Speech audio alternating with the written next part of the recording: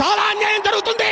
తెలుగు ఇండస్ట్రీలో last half decade లో worst movie ఏదంటే no doubt Bhola Shankar movie అని చెప్పొచ్చు. Hi guys, welcome to my channel.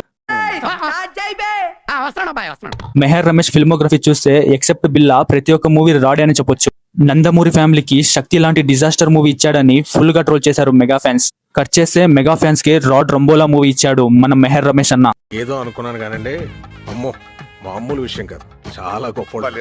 First of all boss ఈ మూవీని ఎలా ఒప్పుకున్నారు, ఆయన రేంజ్ ఏంది, ఆయన యాక్టింగ్ ఏంది, ఆయన చేసిన మూవీ ఏంది? నాకు తెలిసి మెహర్ రమేష్ తన రిలేటివ్ అని డేట్స్ ఇచ్చినట్టున్నారు. ఇచ్చిన డేట్స్ అయినా సరిగా యూజ్ చేసుకున్నారా? లేదు. ఈ ఓటీటీ కాలంలో రీమేక్ మూవీ ఏందండి? బాస్ కి ఒకే ఒక రిక్వెస్ట్, మీ ఇంట్లో ఫిల్మ్ మేకర్ ఉంటే మోటివేషన్ ఇవ్వండి కానీ డేట్స్ ఇవ్వకండి బాస్. వేదాళ మూవీనే ఊసరవల్లికి ఫ్రీ రీమేక్, మళ్ళీ ఈ రీమేక్ రైట్స్ ఎందుకు కొనుక్కున్నారు? అసలు వేదాళ మూవీ వర్కౌట్ అవ్వడానికే main reason songs and BGM.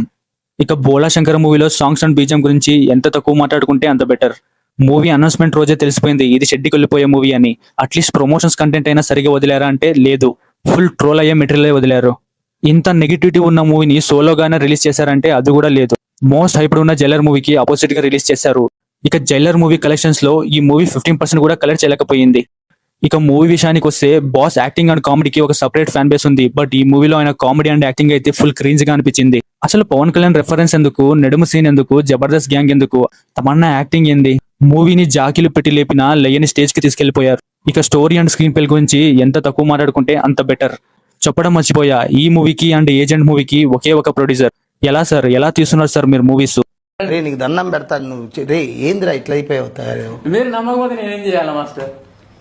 ఇంతకన్నా వరస్ట్ మూవీ లాస్ట్ 5 years లో ఏది రాలేదని చెప్పొచ్చు. ఎలాగో చిరంజీవి గారు మనశంకర్ వరప్రసాద్ తో కంబ్యాక్ ఇచ్చేశారు. ఫ్యాన్స్ కి బ్లాక్ బస్టర్ ఇస్తా అని చెప్పి రాడ్ మూవీ ఇచ్చిన మెహర్ అన్న కూడా కంబ్యాక్ ఇవ్వాలని కోరుకుందాం. That's it guys. చాలా అన్యాయం జరుగుతుంది.